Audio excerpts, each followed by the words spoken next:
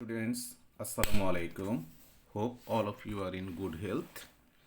Today we will continue our class on clinical biochemistry topic diabetes mellitus. Today we will start with a new subject, impaired glucose homeostasis. What does impaired means? Impaired means deviation from the normal, মানে normal থেকে একটু abnormal হবে, কিন্তু এটা disease না, এটাকে আমরা impaired বলবো। ঠিক আছে, ইম্পেয়ার্ড গ্লুকোজ হোমিওস্টেসিস দু রকম আছে। একটা হলো ইম্পেয়ার্ড ফাস্টিং গ্লুকোজ, মানে খালি পেটের ব্লাড গ্লুকোজটা নর্মাল থেকে বেশি হবে কিন্তু এটা ডায়াবেটিস হবে না, এটাকে আমরা বলবো ইম্পেয়ার্ড ফাস্টিং গ্লুকোজ। আমরা যদি মনে করে দেখলে আমরা পাবো যে আমাদের ফাস্টিং ব্লাড গ্লুকোজ নর্মাল মানুষের ছিল 3.6 to 5.6, আর ডায়াবেটিস কাকে বলছিলাম? মোর দেন ইকুয়াল টু 7 মিলিমোল। তাহলে মাঝখানে দেখো একটা গ্যাপ রয়ে গেছে 5.7 থেকে কত 6.9 পর্যন্ত। হ্যাঁ, এই গ্যাপটাকেই বলা হয় ইম্পেয়ার্ড ফাস্টিং গ্লুকোজ। ঠিক আছে, ডব্লিউএইচও এটাকে 6.1 থেকে 6.9 মিলিমোল বলছে, আমেরিকান ডায়াবেটিক অ্যাসোসিয়েশন এটাকে 5.6 থেকে 6.9 বলছে। আমরা ইউজুয়ালি ডব্লিউএইচওটাই ফলো করে থাকি। ঠিক আছে, সেকেন্ড যেটা আসবে সেটা হলো impaired glucose tolerance. Impaired glucose tolerance কাকে বলা হয়? আমরা 75 গ্রাম গ্লুকোজ 300 ml পানিতে মিশিয়ে একজন মানুষকে খাওয়ানোর 2 ঘন্টা পর যদি আমরা ব্লাড গ্লুকোজ চেক করে দেখি এবং তখন যদি আমরা ব্লাড গ্লুকোজটা 7.8 থেকে 11 মিলিমোল পার লিটার পেয়ে থাকি, তাকে আমরা বলবো ইম্পেয়ার্ড গ্লুকোজ টলারেন্স বা আইজিটি। তোমরা একটু যদি মনে করে দেখবা যে নর্মাল ব্লাড গ্লুকোজ লেভেল কত র্যান্ডম বা গ্লুকোজ খাওয়া 2 ঘন্টা পরে লেস দেন 7.8, আর ডায়াবেটিস কাকে বলি? মোর দেন ইকুয়াল টু 11.1। তাহলে এই দুটার মাঝখানে কি আছে? 7.8 থেকে 11 মিলিমোল পার লিটার। তাহলে প্রথমটা হলো আইএফজি যেটা খালি পেটে, আর আইজিটি যেটা গ্লুকোজ ইনজেক্ট করার 2 ঘন্টা পরে করা হয়। এটা সম্পর্কে আমরা আরও ডিটেলস এর পরের টপিকেই পড়বো, যেটাকে আমরা বলি OGTT, oral glucose tolerance test. Oral glucose tolerance test, OGTT কাকে বলা হয়? An oral glucose tolerance test is a medical test in which glucose is given orally and blood sample taken afterward to determine how quickly it is cleared from the blood. এটা হলো ডেফিনেশনের ভাষা। আমাদের মূল কথা হলো ওজিটিটি কাকে বলা হয়? একজন পেশেন্টকে যদি আমরা সাসপেক্ট করি সে ডায়াবেটিস কিনা, তখন আমরা তাকে খালি পেটে ব্লাড সুগার করি এবং এর পরবর্তীতে তাকে আমরা 300 ml পানিতে 75 গ্রাম গ্লুকোজ মিশিয়ে তাকে ড্রিঙ্ক করতে দেই। এই ড্রিঙ্ক করার পরবর্তীতে সে আর অন্য কোনো কিছুই খেতে পারবে না, আগে এবং পরে কিছুই খেতে পারবে না, শুধু 75 গ্রাম গ্লুকোজ খেলো। এর 1 ঘন্টা পর 2 ঘন্টা পর আমরা তার কি করি? ব্লাড গ্লুকোজ মাপি। তার মানে আমরা ফাস্টিং মাপি, 1 ঘন্টা পরে মাপি, 2 ঘন্টা পরে মাপি, এবং আমরা দেখি যে ব্লাড গ্লুকোজটা কি নর্মাল থেকে রেইজড কিনা। কথা বোঝা গেছে? এই রেইজের উপর ভাগ করে আমরা বিভিন্ন ক্যাটাগরিতে এই পার্সনটাকে আমরা ফেলি, যে পার্সন নর্মাল, পার্সনের আইজিটি আছে, পার্সনের আইএফজি আছে, অথবা পার্সন ডায়াবেটিক পেশেন্ট। এটা খুব ইম্পর্টেন্ট পরীক্ষা টিল টুডে। এখন আসো ইন্ডিকেশন অফ ওজিটিটি। অনেকেই আমরা হুট করে বলে থাকি চটি বই থেকে for diagnosis of diabetes mellitus. এটা বলতে পারবো না এটা না, কিন্তু এটা আমরা অনেক পরে বলবো। ঠিক আছে, আমরা ওজিটিটি কেন করি? Diagnosis of IGT, IFG. ঠিক আছে, প্রি ডায়াবেটিক কন্ডিশন, এই দুটাকেই বলা হয়। আইজিটি, আইএফজি ডায়াগনোসিস করার জন্য আমরা ওজিটিটি করে থাকি। আমরা জেস্টেশনাল ডায়াবেটিস মেলাইটাস এটা প্রেগনেন্ট ওমেনদের ক্ষেত্রে হয়, এটা আমরা পরে পড়ব। এটা ডায়াগনোসিস করার জন্য ওজিটিটি করে থাকি। আনএক্সপ্লেইনড নিউরোপ্যাথি, নেফ্রোপ্যাথি, রেটিনোপ্যাথি, হ্যাঁ, কারো একজনের কোনো একটা মানুষের তোমরা দেখলো হঠাৎ করে পায়ে বা হাতে প্রচণ্ড ব্যথা, নিউরোপ্যাথি, এবং কোনোভাবেই তুমি এর কোনো কজ বের করতে পারতেছো না, অথবা হঠাৎ করে তার কিডনি ফেলিউর হলো, নেফ্রোপ্যাথি, যার কোনো কজ নেই, ঠিক আছে, কমন নেফ্রোপ্যাথি যে কজ থাকে এর কোনোটার সাথেই মিলতেছে না, অথবা হঠাৎ করে একটা মানুষ চোখে ঝাপসা দেখা শুরু করলো কোনো কারণ ছাড়া। এই কেসগুলোকে, যেগুলোকে আমরা আনএক্সপ্লেইনড বলি, নেফ্রোপ্যাথি, নিউরোপ্যাথি, রেটিনোপ্যাথি, এই ক্ষেত্রে আমরা ওজিটিটি করে দেখি পেশেন্টের ডায়াবেটিস আছে কিনা। দেন ডায়াগনোসিস অফ ইনসুলিন রেজিস্ট্যান্স, এটা সাধারণত হ্যাঁ এখন করা হয় স্কয়ার, অ্যাপোলো, এইসব জায়গায়, তবে নর্মালি এগুলো রিসার্চ পারপাসে করা যায়। ইপিডিওমিওলজিক্যাল স্টাডি, এর মানে হলো রিসার্চের পারপাসে, এগুলো হলো ওজিটির। আর তোমরা এর পরে যদি বলতে চাও যে diagnosis of diabetes mellitus, you can say.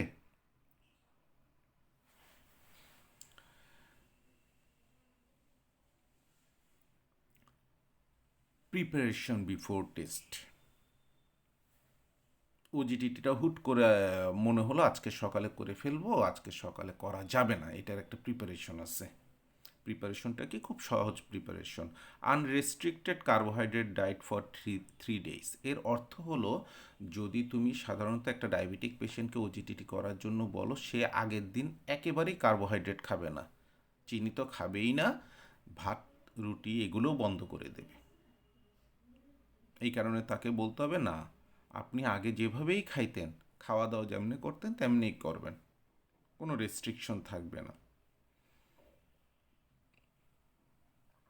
Overnight fasting for 8 hours, তার মানে সকাল 8টায় যদি আমরা মনে করো এই ওজিটিটি স্টার্ট করতে চাই, তাহলে ওই পার্সন বা পেশেন্ট অবশ্যই রাত 12টার আগে তার খাওয়া দাওয়া শেষ করতে হবে। আচ্ছা, রেস্ট ফর 30 মিনিটস, এটা কেন?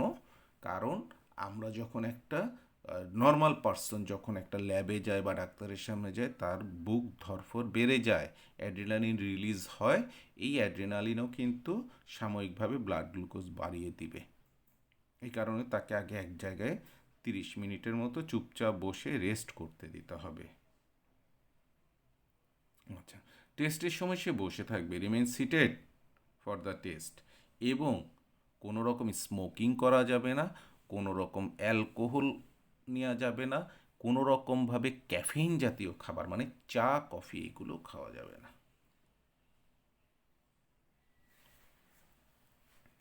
স্যাম্পল আমরা কী নেই, প্লাজমা গ্লুকোজ আমরা মেজার করি before and 2 hours after a 75 gram oral glucose drink.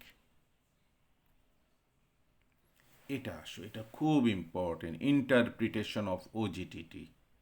আচ্ছা, একজন পার্সনের ওজিটিটি করা হলো, তার ফাস্টিং ব্লাড সুগার পাওয়া গেল মনে করে 5.5, এবং 2 আওয়ার্স আফটার পাওয়া গেল 7.2। এই ক্ষেত্রে আমরা কি বলবো, the person is non diabetic, no diabetes. আর যদি আমরা এমন একটা কেস পাই, একজনের ব্লাড সুগার এই ওজিটিটি করা হলো এবং তাকে পাওয়া গেল ফাস্টিং 6.5 মিলিমোল পার লিটার এবং 2 আওয়ার্স আফটার হলো 7.2 মিলিমোল পার লিটার, তাহলে এখানে কোথায় সমস্যা তার? ফাস্টিং। খেয়াল করো কত, 6.5, আমরা নর্মাল কত বলছি, 3.6 টু 5.6। এই পেশেন্টগুলোকে বলবো আমরা, ওরা হলো IFG patient, prediabetic IFG, impaired fasting glucose. আবার মনে করো ইন্টারপ্রিটেশনটা এমন হলো, ফাস্টিং ব্লাড সুগার আমরা পেলাম 5.7 আর 2 আওয়ার্স আফটার পেলাম 9.8, তাহলে খেয়াল করো 2 আওয়ার্স আফটারটা বাড়তি পেলাম 9.8, কিন্তু ডায়াবেটিস না, 11.1 হইলে তখন ডায়াবেটিস হতো। এদেরকে আমরা বলবো IGT patient, impaired glucose tolerance. এদের ক্ষেত্রে ডায়াবেটিসের ম্যাক্রোভাস্কুলার রিস্কগুলো বেড়ে যায়, ঠিক আছে, ম্যাক্রোভাস্কুলার রিস্কগুলো বেড়ে যাবে, মানে ডায়াবেটিক ফুট ডেভেলপ করতে পারে, তাদের এমআই এর সম্ভাবনা, স্ট্রোকের সম্ভাবনা বেড়ে যাবে। এবং এই ধরনের পেশেন্টের ক্ষেত্রে তাদের ডায়াবেটিস হওয়ার সম্ভাবনা নর্মাল পারসন থেকে অন্তত 5 গুণ বেড়ে যায়। ডায়াবেটিক পেশেন্ট কাকে বলবো, এটা তো আমাদের ক্লিয়ার কাট আগেই আমরা জানি। যদি fasting blood sugar 7 millimole per litre এবং 2 আওয়ার্স আফটার ওরাল গ্লুকোজ যদি আমরা 11.1 মিলিমোল বা তার বেশি পাই, তখন আমরা কি বলবো, তারা ডায়াবেটিক পেশেন্ট। এই ইন্টারপ্রিটেশনের পেজটা খুব মনোযোগ দিয়ে পড়তে হবে, খুব, কোনো ভুল করা যাবে না। এখন আসো টাইপ 1 ডায়াবেটিস মেলাইটাসের মেটাবলিক চেঞ্জেস। ওকে, আমরা অলরেডি মেটাবলিজম শেষ করছি, ফলে এটা আমাদের জন্য খুব সহজ একটা পড়া। নাম্বার 1, টাইপ 1 ডায়াবেটিস মেলাইটাসের ক্ষেত্রে হাইপারগ্লাইসেমিয়া এবং কিটোএসিডোসিস হবে। হাইপারগ্লাইসেমিয়া তো সব ডায়াবেটিস মেলাইটাস পেশেন্টের ক্ষেত্রেই হবে, ইনক্রিজ ব্লাড গ্লুকোজ লেভেল। সাথে কিটোএসিডোসিস কেন হবে? খুব সহজ, আমরা টাইপ 1 ডায়াবেটিসের ক্ষেত্রে আমরা জানি due to absent of insulin, type 1 diabetes mellitus, no insulin. এবং আমরা বলছিলাম ইনসুলিন যদি অল্প পরিমাণেও থাকে তাহলে কি হবে না, ফ্যাটি অ্যাসিড বিটা অক্সিডেশন বেশি হবে না, একটা নিয়ন্ত্রিতভাবে হবে। কিন্তু ইনসুলিন যদি না থাকে তাহলে বিটা অক্সিডেশনটা অনেক অ্যাক্সিলারেট করে যায়। টাইপ 1 ডায়াবেটিসের মধ্যে কি নো ইনসুলিন, দ্যাটস ওয়াই অনেক বিটা অক্সিডেশন হবে। অনেক বিটা অক্সিডেশন হলে কি হবে, অনেক এসিটাইল কোয়ে প্রডিউস হবে এবং অ্যাক্সেস এসিটাইল কোয়ে কিটোজেনেসিস করবে। কি করবে? কিটোজেনেসিস করবে, যেটা টাইপ 1 ডায়াবেটিস মেলাইটাস করবে। টাইপ 1 ডায়াবেটিস মেলাইটাসে কিটোএসিডোসিস করবে।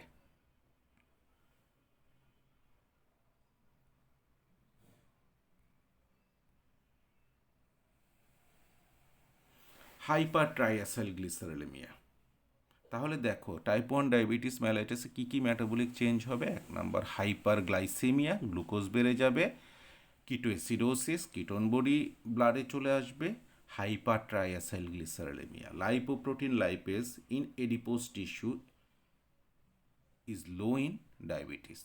In plasma, chylomicron and VLDL level are elevated এবং আলটিমেটলি কি হলো, হাইপার ট্রাইঅ্যাসাইলগ্লিসারেমিয়া ডেভেলপ করবে।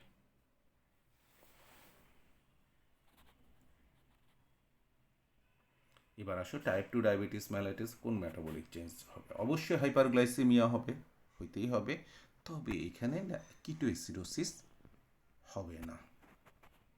তাহলে হাইপারগ্লাইসেমিয়া হবে, হাইপার ট্রাইঅ্যাসাইলগ্লিসারেমিয়া হবে। এই দুটো ঠিক থাকবে, কিন্তু কি হবে না, কিটোএসিডোসিস হবে না।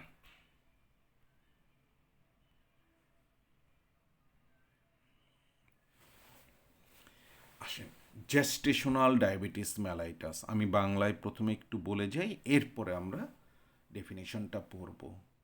জেস্টেশনাল ডায়াবেটিস মেলাইটাস কাকে বলে? একজন ওমেন, আগেও ডায়াবেটিসের টেস্ট করা হয়েছে, কি নন ডায়াবেটিক পাওয়া গেছে, ওকে, উনি কনসিভ করলেন, প্রেগনেন্ট হলেন, ওনার এন্টিনেটাল চেক আপ হচ্ছে, মানে ডাক্তারের কাছে গিয়ে উনি চেক আপ করতেছেন প্রেগনেন্সির জন্য। দেখা গেল প্রেগনেন্সির 22 বা 24 সপ্তাহর দিকে এসে ওনার ওজিটিটি করে দেখা গেল ওনার ডায়াবেটিস পাওয়া গেছে। কি পাওয়া গেছে? ডায়াবেটিস পাওয়া গেছে। এই পার্সনদেরকে, এই ওমেনদেরকেই বলা হবে জেস্টেশনাল। তাহলে খেয়াল করো, আগে নন ডায়াবেটিক, প্রেগনেন্সিতে ডায়াবেটিস ডেভেলপ করছে, এটাকে কি বলবো? জেস্টেশনাল। এটা কিন্তু ফার্স্ট প্রেগনেন্সি না। তোমার ফার্স্ট প্রেগনেন্সির মধ্যে মনে করো ওই মহিলার কোনো ডায়াবেটিস ডেভেলপ করে নাই, সেকেন্ড বা থার্ড প্রেগনেন্সিতে গিয়ে করছে, সেটাও জেস্টেশনাল। ফার্স্ট অ্যাপিয়ার ডিউরিং প্রেগনেন্সির সময় প্রথমে অ্যাপিয়ার করবে, ঠিক আছে? তাহলে GDM is defined as any degree of glucose intolerance with onset or first recognition during pregnancy, ঠিক আছে? ওকে, এবং জিডিএম এর ক্ষেত্রে কিন্তু ওই যে ওজিটিটির যে ইন্টারপ্রিটেশন, এটা একটু ডিফারেন্ট হবে, আমরা সামনে গেলে তোমরা বুঝতে পারবা। সাধারণত 24 থেকে 28 সপ্তাহ সময় প্রেগনেন্সির আমরা এই তাকে গ্লুকোজ টলারেন্স টেস্টটা করে থাকি এবং ওই সময় আমরা দেখি তার জিডিএম আছে কিনা। আচ্ছা, এই জিডিএমটা ডায়াগনোসিস করার জন্য আমরা 1 আওয়ার গ্লুকোজ চ্যালেঞ্জ টেস্ট দিতে পারি, ওজিটিটি করতে পারি, ঠিক আছে। তার মানে আমরা 1 আওয়ার গ্লুকোজ চ্যালেঞ্জ টেস্টও দিতে পারি, ওজিটিটিও। এখন আমাকে বলতে পারো যে স্যার ওদের আমরা 1 আওয়ার গ্লুকোজ চ্যালেঞ্জ টেস্ট কেন করব? সাধারণত প্রেগনেন্ট মহিলাদেরকে 2 ঘন্টার উপরে ল্যাবে নিয়ে বসিয়ে রাখাটা একেবারে ইনহিউম্যান, এই কারণে অনেক সময় করা হয়। আর যদি তোমার একেবারে শিওর হতে হয় তখন তোমাকে ওজিটিটি করতে হবে।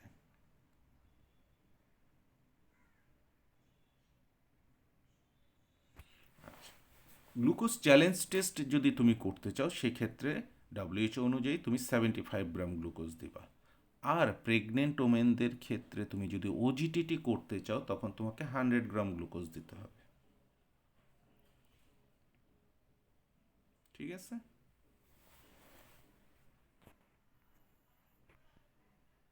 ইন্টারপ্রিটেশনটা দেখো, 75 গ্রাম গ্লুকোজ দিয়ে যদি আমরা করি, ফাস্টিং যদি আমরা 5.3-র উপরেই পাই এবং 2 আওয়ার্স আফটার যদি 8.6-এর উপরে পাই, আমরা বলি তাকে কি, সে জিডিএম পেশেন্ট। খেয়াল করে দেখো, নর্মাল পার্সনের ক্ষেত্রে আমরা মোর দেন ইকুয়াল টু 7 মিলিমোল হলে আমরা বলতাম যে ডায়াবেটিক, কিন্তু জিডিএমের ক্ষেত্রে 5.3 মিলিমোল পার লিটারের উপরে হলেই আমরা কি বলবো, এটা ডায়াবেটিক। আচ্ছা, জিডিএমে আরেকটা মাঝখানের অন্তর্বর্তী একটা টেস্ট আছে 1 আওয়ার, তার মানে ফাস্টিং 1 আওয়ার 2 আওয়ার। 1 আওয়ার যদি মোর দেন ইকুয়াল টু 10 মিলিমোল হয় সেক্ষেত্রে আমরা কি করি, বলি যে পার্সনের কি আছে, জিডিএম আছে। আর যদি আমরা 100 গ্রাম গ্লুকোজ দিয়ে করি, এটা কিছু কিছু ক্ষেত্রে করতে হয়, বাংলাদেশে ওরকম না, বিদেশে ওই যে কিছু অত্যন্ত বাল্কি মহিলা থাকে তাদের ক্ষেত্রে আমাদেরকে এটা দেখতে হয় অনেক ক্ষেত্রেই। সেই ক্ষেত্রে হবে যে 100 গ্রাম গ্লুকোজ দিলে ফাস্টিং 1 আওয়ার 2 আওয়ার 3 আওয়ার, এবং ডান দিকে দেখো ফাস্টিং 5.3, এটা ঠিক আছে, 1 আওয়ার 10, 2 আওয়ার 8.6 এবং 3 আওয়ার 7.8। এর উপরে উঠলেই আমরা কি বলবো যে তার কি আছে, জিডিএম আছে।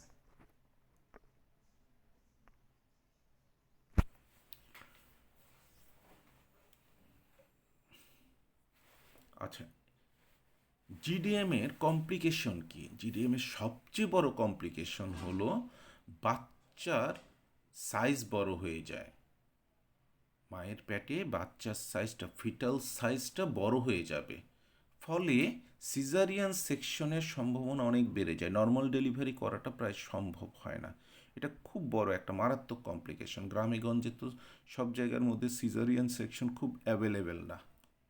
So it's a major complication. Number 2 complication হলো বাচ্চাটা ডেলিভারির পরে হঠাৎ করে হাইপোগ্লাইসিমিয়া ডেভেলপ করে। এটা ডিটেলস ব্যাখ্যা আছে, খুব অল্পের মধ্যে তোমাদেরকে বলতেছি। যেই মায়ের জিডিএম ডেভেলপ করছে তার ব্লাড গ্লুকোজের পরিমাণ কি অনেক বেশি, তার মানে মায়ের প্লাসেন্টা দিয়ে অনেক বেশি গ্লুকোজ কি হয়, বাচ্চার শরীরে যায়। বেশি বেশি খাবার পেয়ে বাচ্চার শরীরটা বড় হয়ে যায়, 1। 2 নম্বর হলো এই বেশি বেশি খাবার, গ্লুকোজ খাবার আর কি, হ্যাঁ, এটিকে মেটাবোলাইজ করার জন্য বাচ্চার শরীর থেকে বেশি বেশি ইনসুলিন রিলিজ হয়। এখন হঠাৎ যখন ডেলিভারি হয় তখন বাচ্চাটা যখন বের হয়ে আসবে তখন কি সে আর মায়ের গ্লুকোজ পাবে? পাবে না। এবং সাধারণত জন্মের পরে একটা নির্দিষ্ট সময় পর্যন্ত ওরকম খাওয়া দাওয়াও করানো হয় না বাচ্চাকে। ফলে কি হয়, বাচ্চার শরীরে ইনসুলিন কিন্তু ওই যে আগে রেগুলারলি বেশি বেরোতো, এখনও বেশি বেরোচ্ছে, কিন্তু গ্লুকোজ নেই। ফলে হাইপোগ্লাইসিমিয়া ডেভেলপ করে। অনেক সময় আমরা পেশেন্ট কিন্তু আর বাচ্চা আমরা লুজ করে যাই। এটা কিন্তু খেয়াল রাখতে হবে জিডিএম এর ক্ষেত্রে। এখন আসো ডায়াবেটিস মেলাইটাসের আর রুটিন কি কি টেস্ট করি। আমরা ডায়াবেটিক পেশেন্টের ক্ষেত্রে ইউরিন টেস্ট করি। ইউরিনের 3টা জিনিস আমরা দেখি, 1, গ্লুকোজ আছে কি না, গ্লুকোজ থাকলে ডায়াবেটিকের কন্ডিশনটা খারাপ, ব্লাড গ্লুকোজের পরিমাণ অবশ্যই বেশি। 2 নম্বর কিটোন বডি, কিটোন বডি তো অনেক বেশি খারাপ, তার মানে পেশেন্টের কিটো অ্যাসিডোসিস ডেভেলপ করতে পারে। 3 নম্বর হলো প্রোটিন। প্রোটিন যদি পাই, বিশেষ করে মাইক্রো অ্যালবুমিন যদি পাই, তাহলে আমরা বুঝে নিতে হবে ডায়াবেটিক নেফ্রোপ্যাথি। মানে ডায়াবেটিস কিডনিতে হাত দিচ্ছে। ডায়াবেটিস কিন্তু খুব খারাপ রোগ। অনেকটা ওই যে আমাদের বাসায় কাঠের জিনিসে ঘুনে পোকা ধরে না, প্রথম দিকে কিছুই বোঝা যায় না, কিন্তু 10-12 বছর পরে হুড়মুড় করে ভেঙে পড়ে। ডায়াবেটিসও আসলে আমাদের শরীরের ঘুনে পোকার মতো। ডায়াবেটিক রোগীরা প্রথম দিকে কিছুই বোঝে না, 2, 4, 5 বছর, 10 বছর ভালো থাকে, এরপরে হঠাৎ করে ডায়াবেটিস আমাদের শরীরের 5টা ইম্পর্টেন্ট জায়গাকে আঘাত করে। এর মধ্যে সবচেয়ে খারাপ হলো হার্ট, 2 নাম্বার হলো কিডনি, 3 নাম্বার হলো পা, foot. Heart, kidney, foot. 4 number চোখ, আই। 5 নাম্বার হলো ব্রেন। এর মধ্যে অবশ্যই তোমরা ডায়াবেটিক পেশেন্ট, তোমাদের আত্মীয় স্বজন যাদের 10 বছরের উপরে আছে, ওদের ক্ষেত্রে অবশ্যই তোমরা হার্ট, আই অথবা কিডনি একটা পাবাই, পাবাই তোমরা। এই চোখে ছানি পড়ে গেছে ডায়াবেটিক পেশেন্ট, চোখে দেখতেছে না, ঠিক আছে, অথবা কিডনি ভালো কাজ করতেছে না, ক্রিয়েটিনিন বেড়ে গেছে। আরেকটা কমন হলো হার্টের মধ্যে রিং পরাতে হচ্ছে, হার্টে এমআইয়ের মতো একটা সিনড্রোম ডেভেলপ করতেছে। এছাড়া ব্লাডের আর কি কি টেস্ট করি আমরা ডায়াবেটিক পেশেন্টের সাথে, ডিসলিপিডেমিয়ার একটা সম্পর্ক কিন্তু আমরা সবসময় পাই। ফলে আমরা কি করব, লিপিড প্রোফাইলটা করব। আর বাকি দুটো তো হলো ডায়াবেটিসের টেস্ট, গ্লাইকেটেড হিমোগ্লোবিন এবং ফাস্টিং 2 আওয়ার্স আফটার ব্রেকফাস্ট। আচ্ছা, ও আরেকটা ইম্পর্টেন্ট, সিরাম ক্রিয়েটিনিনও যে কিডনি দেখার জন্য, কিডনির অবস্থা কী। So these are the routine test for diabetes mellitus. Treatment of diabetes mellitus, আমরা বলি diabetes mellitus is a disease of D, diabetes mellitus D.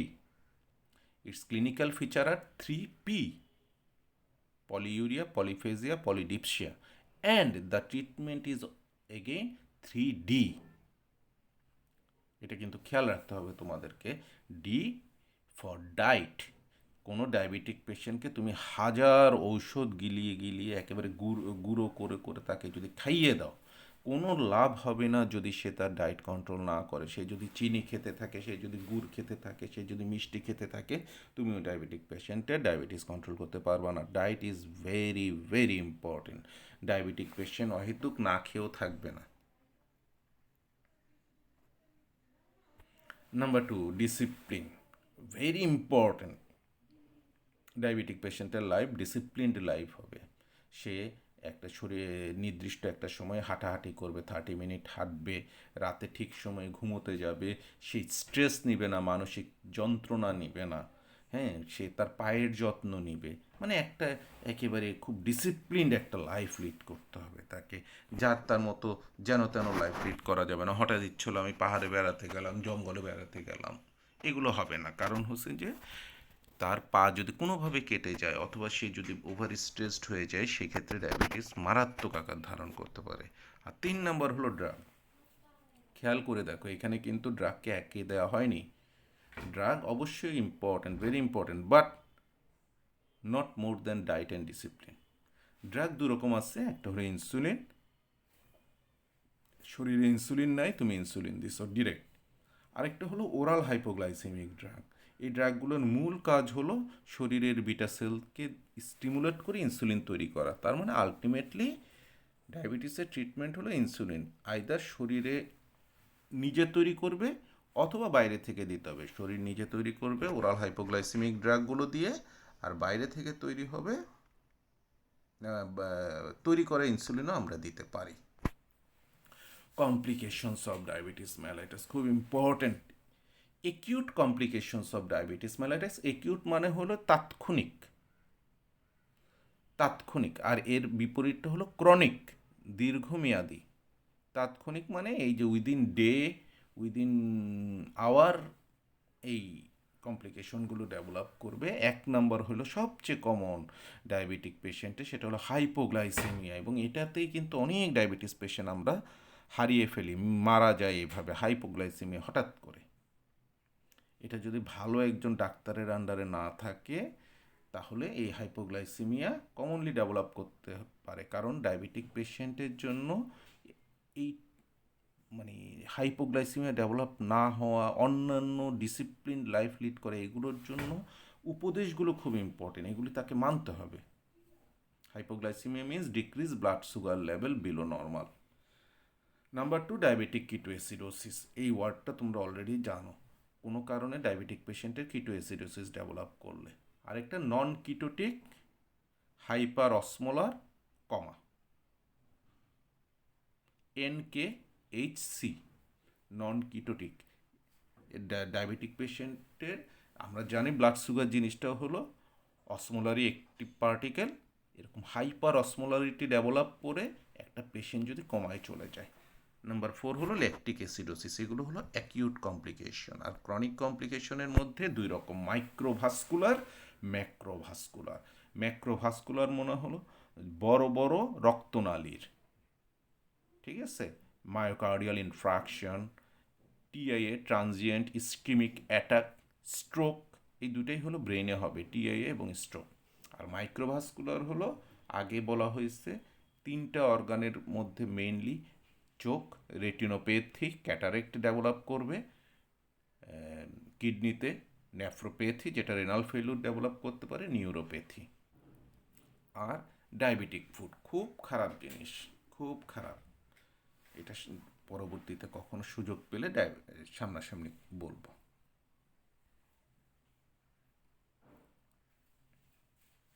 এটা হলো আনকন্ট্রোল ডায়াবেটিক পেশেন্টের ক্ষেত্রে কিভাবে তাদের কিটোএসিডোসিস ডেভেলপ করতে পারে, এরপরে অসমোলারিটি ডেভেলপ করতে পারে, তাদের হাইপোটেনশন, হাইপোথার্মিয়া ডেভেলপ করে কিভাবে তারা ডেথের দিকে যেতে পারে। এটা একটা ফ্লো চার্ট তোমরা দেখতে পারো। এটা হলো pathophysiological basis of symptom and sign of uncontrol diabetes mellitus. Hypoglycemia, এটা নিয়ে আলাদা করে শর্ট নোট থাকে, ভাইভাতে থাকবে। When blood glucose level is less than 3.5 millimole per liter, এটা হলো ডেভিডসনের, the condition is called hypoglycemia. তোমাদের লিপিং কোটে আছে less than 50 milligram per decilitre, তার মানে লেস দেন অলমোস্ট মানে 3 মিলিমোল পার লিটার। তোমরা ডেভিডসনেরটাই বলতে পারো, কারণ সারা জীবনে এইটাই তোমাদেরকে মেনটেন করতে হবে, less than 3.5 millimole per litre.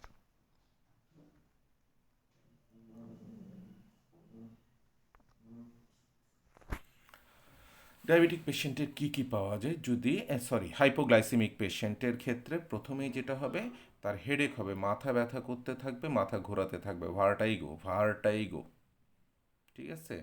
রিংিং in the year, কানের নিচে বাজতে থাকবে, কেন কেমন শোঁ শোঁ শোঁ শোঁ আওয়াজ হবে। ব্লারিং অফ ভিশন, চোখে ঝাপসা দেখবে। হার্ট রেট ইনক্রিজ হবে, এই হার্ট রেটটা বেড়ে যাবে।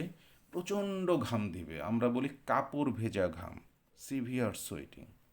তীব্র ক্ষুধা বোধ করবে, হাঙ্গার, অ্যাংশাস হয়ে যাবে, মানে ইরিটেবল, ভাল লাগতেছে না, হঠাৎ রেগে যাওয়া, এই টাইপ, এগুলো হলো খুব কমন।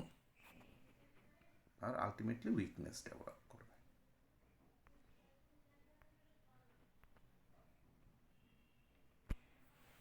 এটা হলো ডেভিডসন থেকে আলাদা করে দেওয়া। অটোনমিক নার্ভাস সিস্টেমের জন্য নিউরোগ্লাইকোপেনিক এবং নন স্পেসিফিক।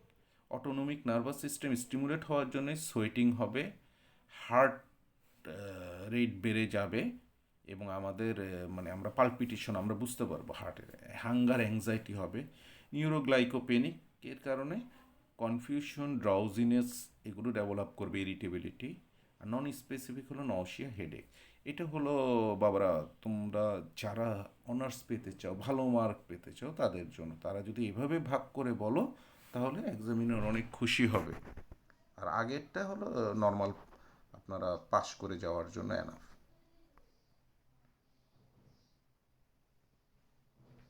এখানে ব্লাড গ্লুকোজ লেভেলের সাথে কোন সিনড্রোম কখন আসতে পারে এটার একটা সম্পর্ক দেখানো হয়েছে। হাইপোগ্লাইসিমিয়ার কজ কি? ডায়াবেটিক পেশেন্টদের ক্ষেত্রে হাইপোগ্লাইসিমিয়ার সবচেয়ে কমন কজ হলো ওভারডোজ অফ ইনসুলিন। ইনসুলিন নিতে হবে 30 ইউনিট। এখন বৃদ্ধা মা চোখে ভালো দেখে না, উনি 30 জায়গায় 50 নিয়ে ফেলছেন, অথবা 30 ইউনিট নিছেন, কিছুক্ষণের মধ্যে উনি ভুলে গেছেন, বয়স্ক মানুষ তো, উনি আবারও 30 নিল, তার মানে ওভারডোজ অফ ইনসুলিন। এটা হলো 1 নম্বর খুব common cause. Overdose of hypoglycemic drug, একই কথা, ডায়াবেটিকের ওষুধ খাওয়ার কিছুক্ষণ পরে উনি ভুলে গেছেন উনি ওষুধ খাইছেন কিনা, আবারও খাইলেন, সেই ক্ষেত্রে ওভারডোজ হয়। Prolong fasting, diabetic patient insulin নিছেন, এরপরে কি আধা ঘন্টার মধ্যে খেতে হবে, এখন কোনো এক কারণে উনি খাওয়া দাওয়াটা ভুলে গেছেন, মিস মিল বলি এটা। এছাড়া প্রলং ফাস্টিং, যে দীর্ঘক্ষণ ডায়াবেটিক পেশেন্ট ফাস্টিংয়ের মধ্যে রয়ে গেছেন, খাওয়া দাওয়া খাননি, সেক্ষেত্রে অ্যালকোহল অ্যাবিউজ।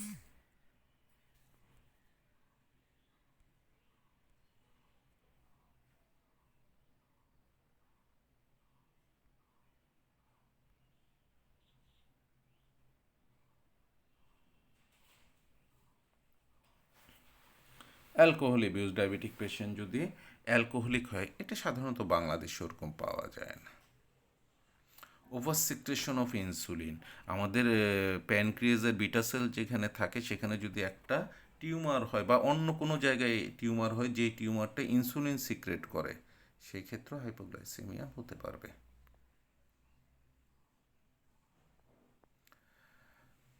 4 রকমের হাইপোগ্লাইসেমিয়া আছে: insulin induced, postprandial hypoglycemia, fasting hypoglycemia, alcohol related. Insulin induce তো তোমরা বুঝতে পারছো, ইনসুলিন বা ওরাল হাইপোগ্লাইসেমিক ড্রাগ যদি ওভারডোজ হয় সেটা। পোস্ট প্যারেন্ডিয়াল, হ্যাঁ অনেকের ক্ষেত্রে আছে যে ওরা ভরপেট খাওয়া দাওয়ার পর, ঠিক আছে, হঠাৎ করে বেশি পরিমাণে ইনসুলিন রিলিজ হয় তাদের, এটা তাদের শারীরিক প্রবলেম, ওইখানের থেকে হাইপোগ্লাইসেমিয়া হতে পারে।